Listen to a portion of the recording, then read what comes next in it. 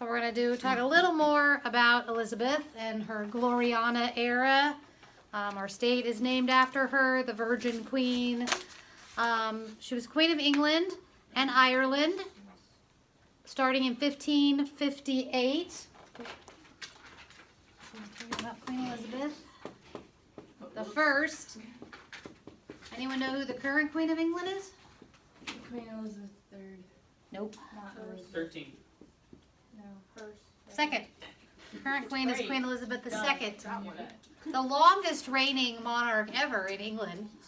So, she started reigning in 1558, and they called her Gloriana,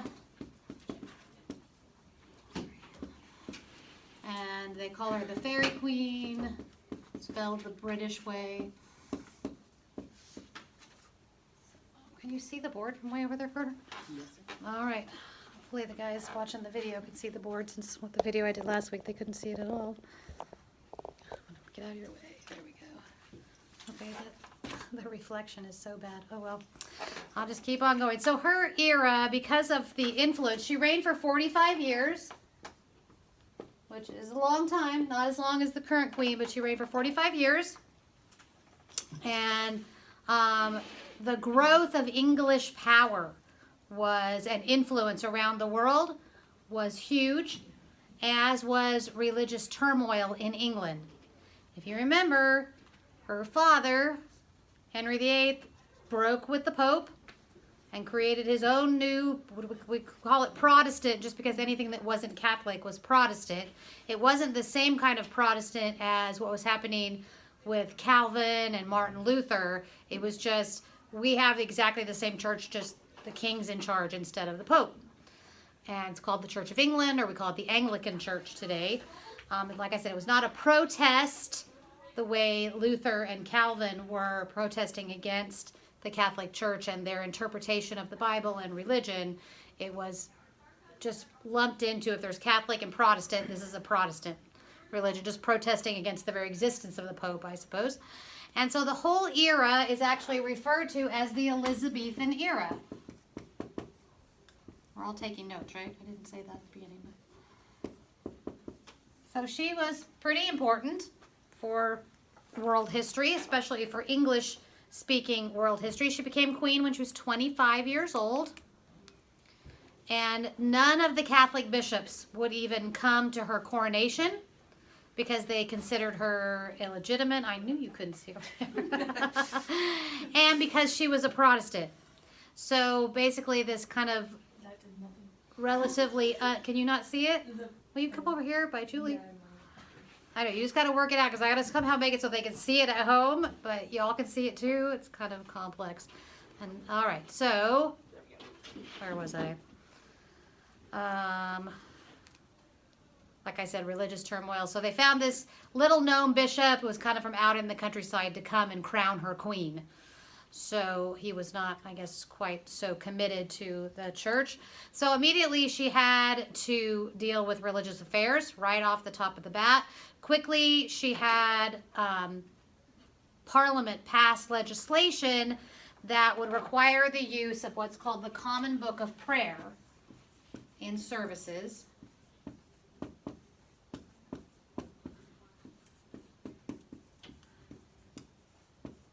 And the Catholic Mass was forbidden, was outlawed.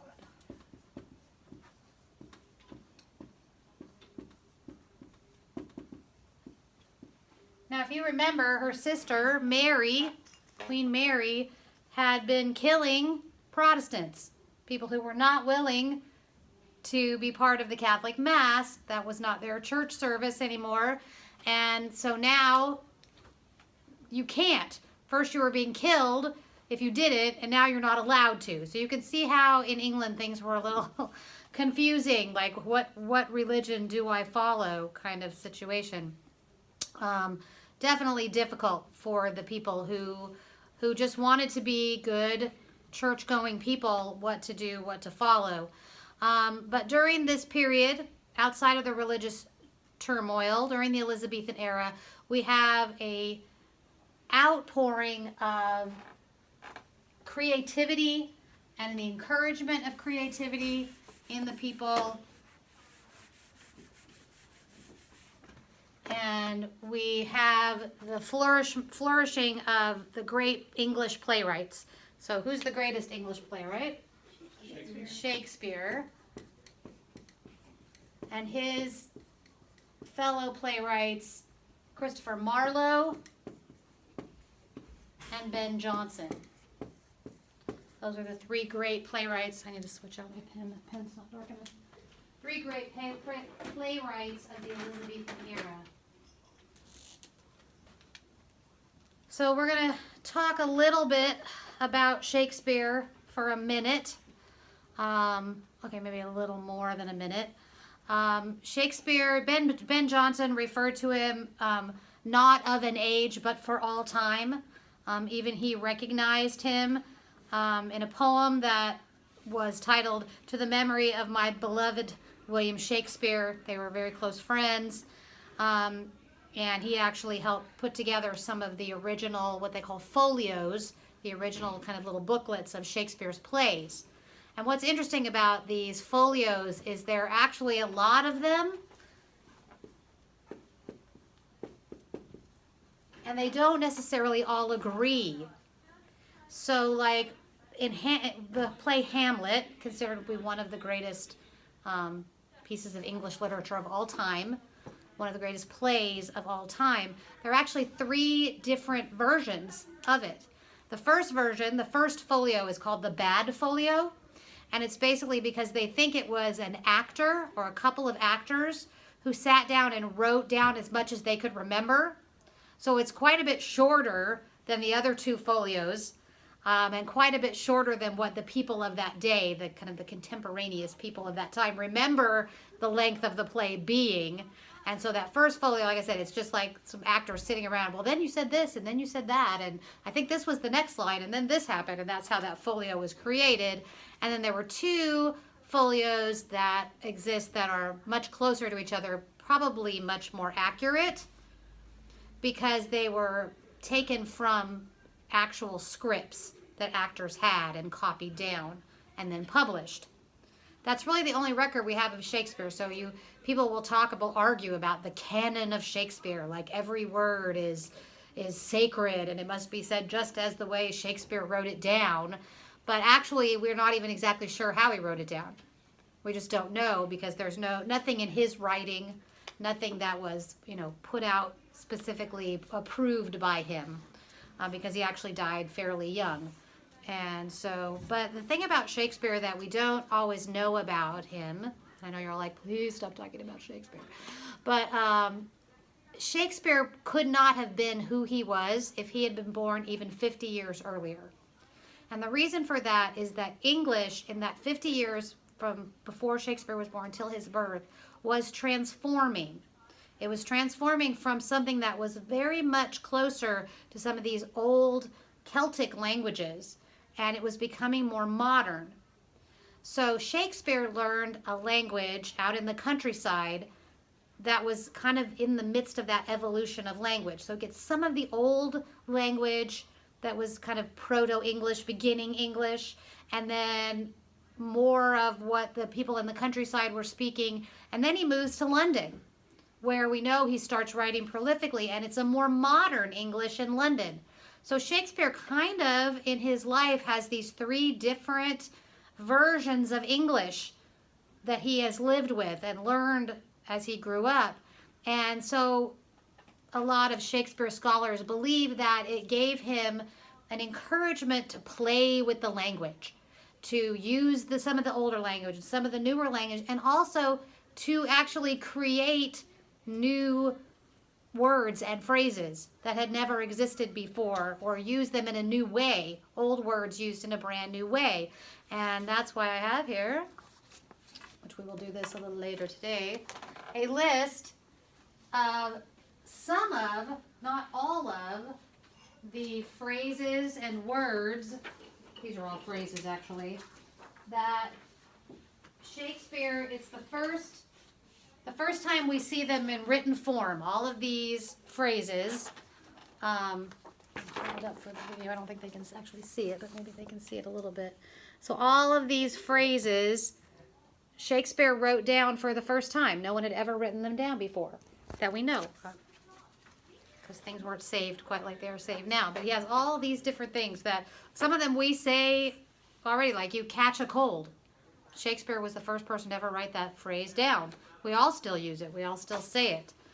Dead as a doornail, right? You know, all these kind of things. Fancy free, fair play, things that are very common in our language. Shakespeare coined these things, or at least wrote them down for the first time, which is part of what makes him, you know, kind of this unquestioned literary influence on the English language.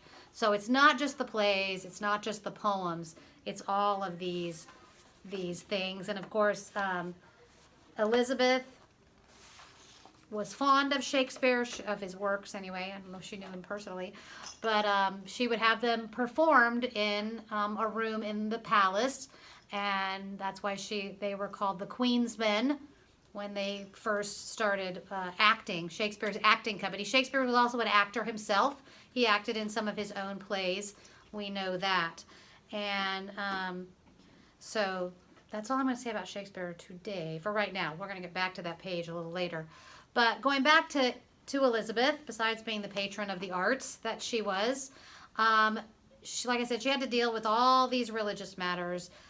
She had to make all the public officials take an oath that she was in charge of the church, that the sovereign, the king or queen of England, was the head of the church, or they would face severe punishment up to execution. Okay, and she had to appoint all knew what they call a privy council, and the privy council for the king or queen, and the queen still has one to this very day in England. The privy council is a group of generally men, obviously in this time, who advise the queen on matters that would concern her that she might need some more expertise on. So she had to basically fire anyone from the privy council who was Catholic and bring in all Protestant only, or at least those willing to say they were Protestant. And we talked, and then we know that Elizabeth chose not to marry. She chose not to have anyone rule alongside of her. Especially, she didn't want to marry a foreign king or prince and have England feel like it was under the control of a king or a prince from another country, a foreign country, because that had happened with her sister Mary, who was married to Philip II, the King of Spain. And the English did not like that at all, that Philip was their king, but he was not their king. He was the Spanish king, but he was a king, and wouldn't a king always take precedent over a queen in this world? So it caused a lot of issues. The other issue she's having is with Mary Stuart, who will become Mary Queen of Scots, because she is calling herself the Queen of England now, saying Elizabeth is illegitimate because Mary is a Catholic. And she basically grew up in France. She was the betrothed of the French king's heir, but who died young. But she grew up in France, was raised speaking French. And so with the support of the French, now Mary, Queen of Scots, is saying, I'm the Queen of England. I'm the real Queen of England, not her. And the other person she has to deal with is Philip II, the King of Spain, because he's saying, my wife Mary, the Queen of England, put me as her heir, that I should take her place, thus I am the legitimate King of England.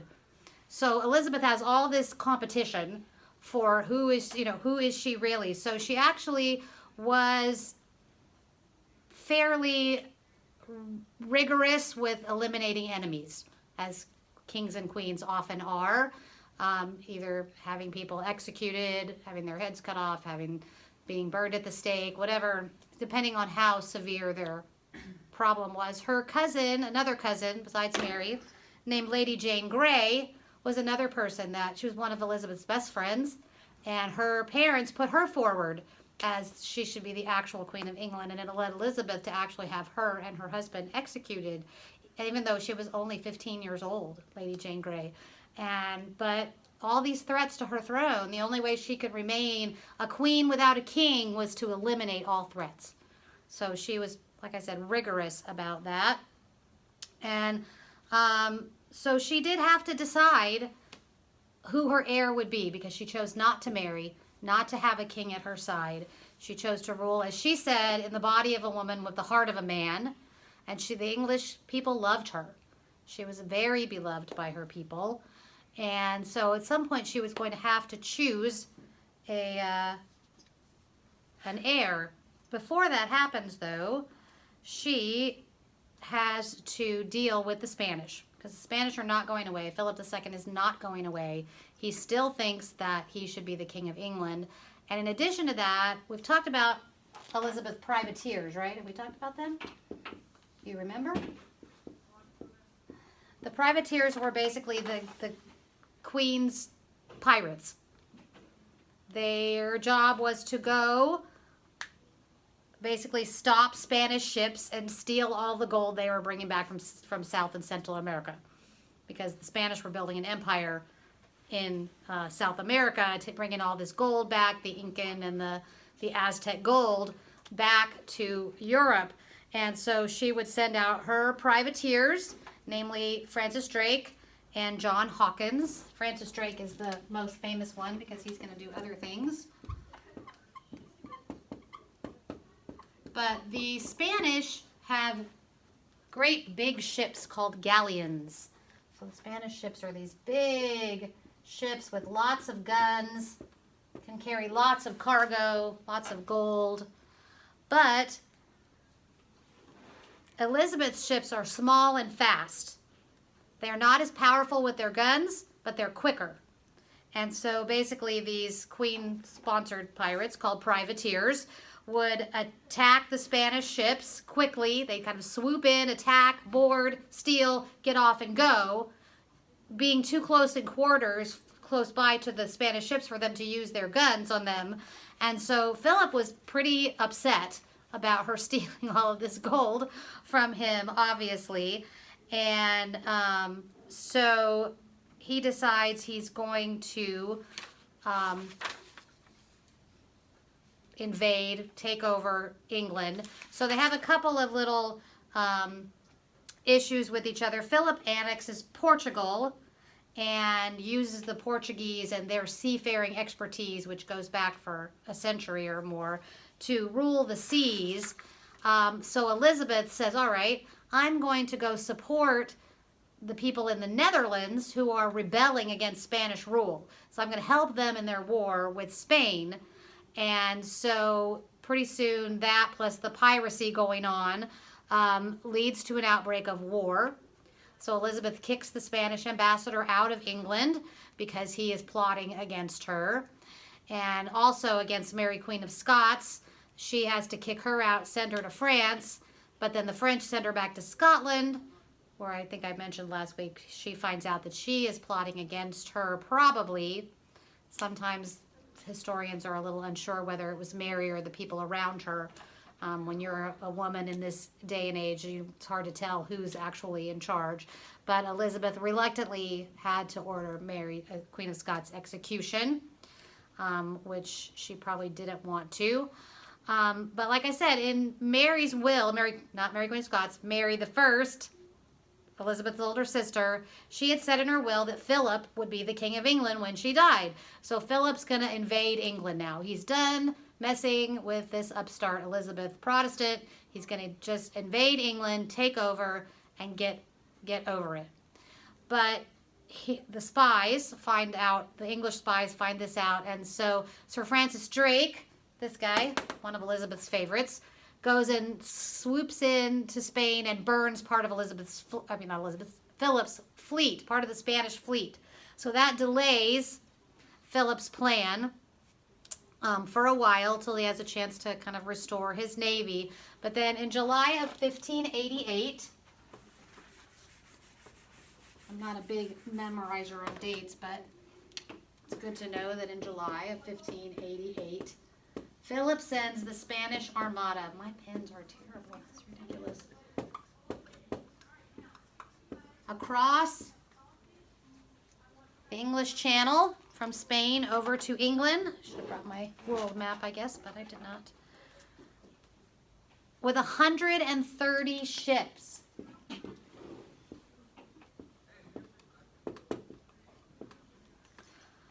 And 30,000 men who are going to come ashore at the Spanish invasion of England. And so they set sail across the English Channel, and Elizabeth gives one of her greatest speeches as she is encouraging her troops, reminding them that yes, she is a queen, but she is ruling them like a king. Her actual quote is, "I know I have the body but of a weak and feeble woman, but I have the heart and stomach of a king, and a king of England too. And I think it foul scorn that Spain or any prince of Europe should dare to invade the borders of my realm." Now, this should have been all Spain. Spain should have won this battle easily. Far more ships, bigger ships, more soldiers, more men. But the Spanish Armada is actually defeated by the English with appalling losses, and they have to kind of limp back to Spain, and a big part of it is the weather. The weather in the English Channel is always cold and windy. It's just that part of the world. And the winds are prevailing winds. They usually blow in pretty much the same direction all the time. It's very predictable. But on this day, when the Spanish are invading England, the weather does something strange, and the wind blows the opposite direction and actually forces the Spanish Armada to tack against the wind. If you know anything about sailing, if you're a sailing ship, you have to have the wind behind you to go forward, right? You have to be pushing on your sails. But if you don't have the wind behind you and you have the wind either beside you or coming more towards you, you can kind of go back and forth into the wind. And that's what the Spanish Armada was forced to do. The wind was with the English privateers. They were much faster. They could just kind of swoop in and attack and then get away and do it again until finally the Armada turned around and went home with great losses. And a lot of people said it was God intervened. God set this weather so that the English would triumph over the Spanish. And that was the last time until World War II that England would be attacked by an enemy from the mainland of Europe.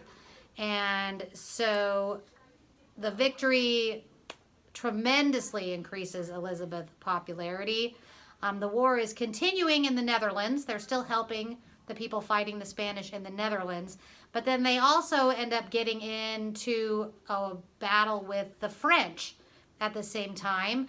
And because the soon-to-be King of France, Henry, he'll be Henry IV of France, you don't need to remember that, claims that he should be the heir of the English throne. Everybody pretty much wanted to be the heir to the English throne, it seems. And so she sent 20,000 troops and 300,000 British pounds and to help the fight of the Protestant heir, whose name was Henry of Navarre, to win over the French throne. And so there was a battle for a while, and the battle finally came to a draw. The English troops withdrew, but Henry of Navarre got to take his place on the French throne, but he did have to convert to Catholicism because the French would not have a Protestant king. And his comment was, being in Paris is worth going to a mass now and then. So he was willing to go to church. Going to the Catholic Church made it worth it to have control of France. And shortly after the Armada is defeated, Philip dies. And so Elizabeth still has ongoing problems with rebellions being aided by the Spanish, particularly in Ireland at this point. And that actually will continue on even after she is gone. She fell ill in 1603. And she died.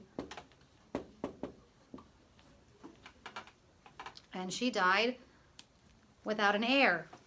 No children.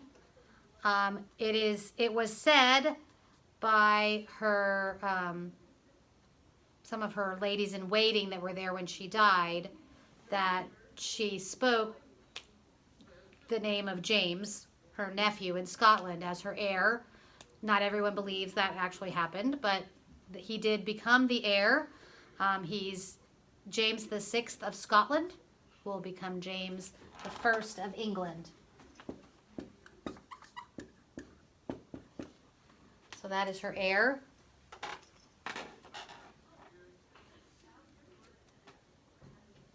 And some people said that she said, who but a king could succeed a queen? And since he was the King of Scotland and her cousin, that kindly made sense. But just a few hours after her death, he was proclaimed King James I of Scotland. And he was a practicer for one of the first kings ever in European history of religious tolerance.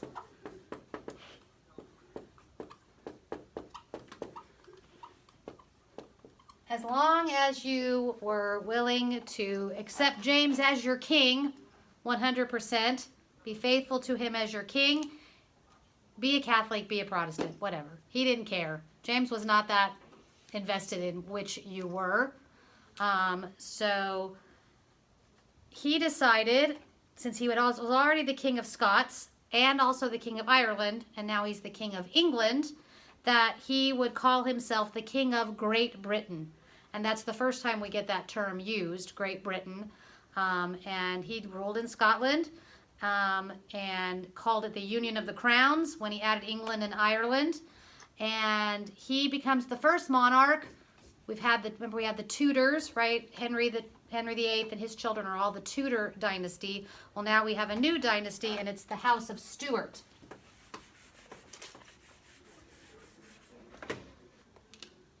This is the new dynasty in England. And so we're going to stop talking about England for a while. Oh, and of course, I think I also mentioned that he allowed an official English translation of the Bible, so people wouldn't be burned at the stake for trying to translate the Bible into English anymore. So that was a good thing.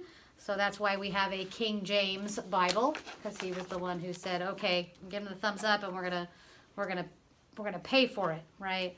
And I also mentioned before that he even though he was pretty relaxed about religion, he was terrified of witchcraft, and actually witches become persecuted during this time, usually being burned at the stake. Often to test if you were a witch, you were thrown into the river. And if you floated, you must be a witch because you had magical powers. And if you sank, you were not a witch, but they would usually pull you out before you drowned. Usually. They said it was very dangerous at this time in England to be a widow with a cat because everyone assumed you were a witch. So Shakespeare continues to write after Elizabeth's death, writing now for a new king. And so, of course, we have plays that are full of witches, especially Macbeth. The name Macbeth is also Scottish. Mac, M-A-C, in Scottish means son of. So Macbeth is written for James specifically, with witches at the beginning and with the great Scottish victory in the midst of it, and definitely for him. And the King James also designed the current British flag, which we call the Union Jack is the name of it, but it's St. George's Cross with overlapping with Scotland's St. Andrew's Cross. And so he designed this new flag. And then the thing he did that probably matters the most to us was at the Virginia colony, the Jamestown settlement in 1607 and the James River are both named for him, for King James, that same King James. So now you have your paper with Shakespeare, right? So Shakespeare, his plays were mostly performed two different places. Either privately in the castle for the monarch and whoever his or her people were, ladies in waiting and officials and privy council, they would perform privately for them, or they would be performed at the Globe Theater, built right along the Thames River. So you all are very literate. This is how you spell Thames. Okay, it's not Thames. It's pronounced Thames. I know, makes no sense. Looks like it should be spelled like that, but it's not. It's spelled like that, and it's the Thames River. So, what? Oh, you can't see. It's because my pen is terrible. So the Thames, that's the pronunciation of it, not the spelling of it. So the Thames River is in, and so you know the Seine River is in Paris. So that's the famous river in Paris. Not that you need to know that today, but I want you to take this paper. So in the Globe Theater, have you all seen pictures of the Globe Theater before? Let's see if I can find a picture here. All right. This may look very bad, but what is the Globe Theater? The Globe Theater is the theater on the river in London.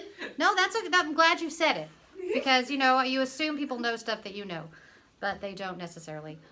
All right. So the Globe Theater was a theater that was on the River Thames, right in that side of London, because the Thames runs through London. Okay, and it was basically like a circular theater.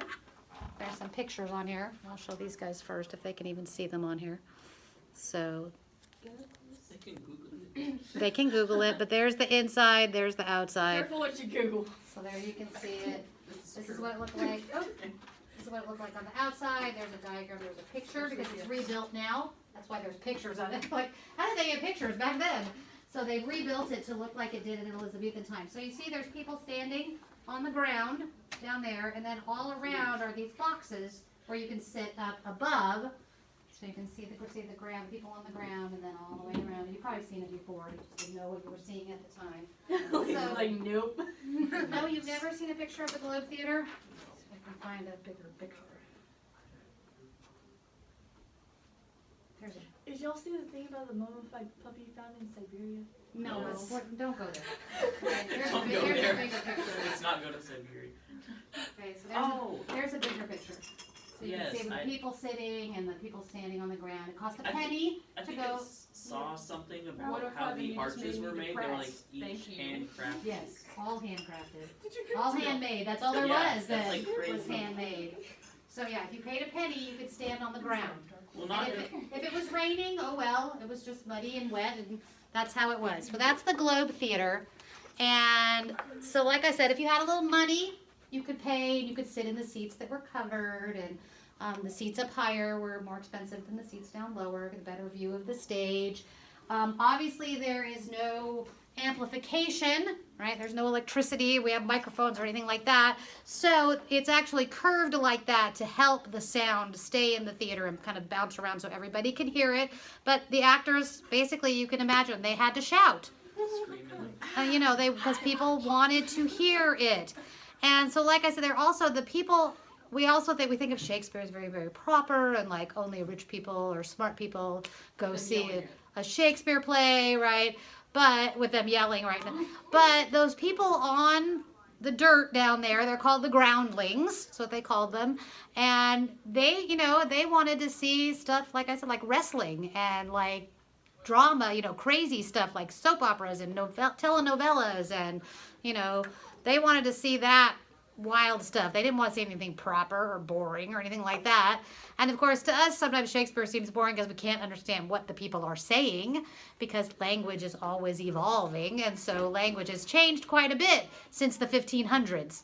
Like 500 years ago, language was a little different. Shocking, right? But the one thing about all of this Spanish Armada and Shakespeare writing and Shakespeare coming to London, all of these things impact the language, right? He is bringing in foreign words as people in England are starting to add more foreign words. And then we're also having issues with the French, and so there's French words coming into the English language. Scots, they have their own language, and the Celtic language is the language of Scotland. And so we get more of that influence. So all of this is influenced the English language. And Shakespeare brings in foreign words, and he brings in these new phrases. All right, so now you are going to imagine that you are going to the Globe Theater. You are going to go see any Shakespeare play you wish. It can be a crazy comedy, as some of them were, men dress as women, women dress as men, them getting confused, are you a man or a woman? Lots of mistaken identity in Shakespeare plays. Lots of them. Almost all the comedies have somebody who's mistaken for somebody else. You can imagine Hamlet with all this tragedy. It starts out with the Hamlet's father dies, but then his mother marries his uncle, his father's brother, the king, immediately.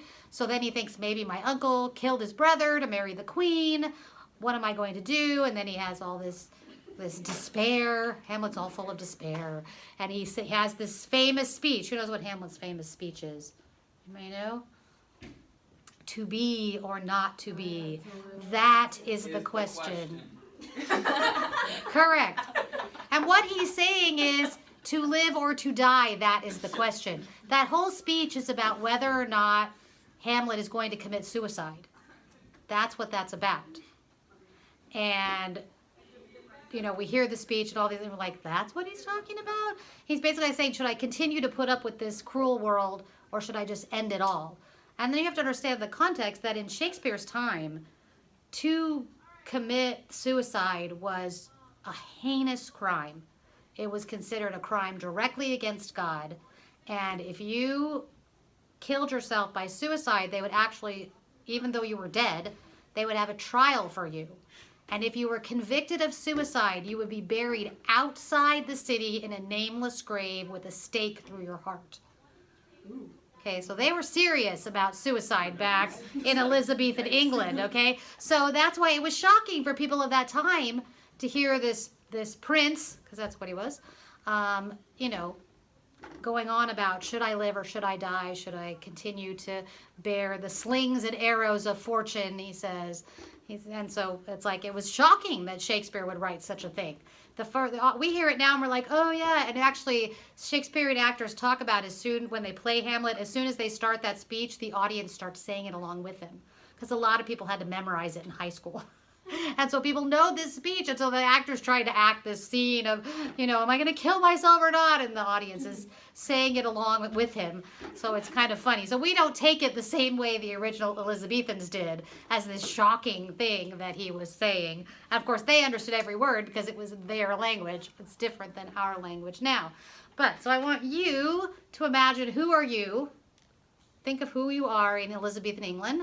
Are you somebody important? Are you somebody, maybe you're just, you know, you're a tradesperson and you have enough money to get a seat in a lower box. Or maybe you're just somebody who does manual labor and all you have is your penny that you can spare to go see a play and you stand with the groundlings. I want you to use at least 5 of these. This says 5 words and 3 phrases, but I took the words off. So I want you to use at least 3 phrases. Give me a paragraph or 2 describing your visit to the Globe Theater. Who are you? I need a little background, who you are, what you do, so I know where you're going to sit. If you're an aristocrat and you're in the upper...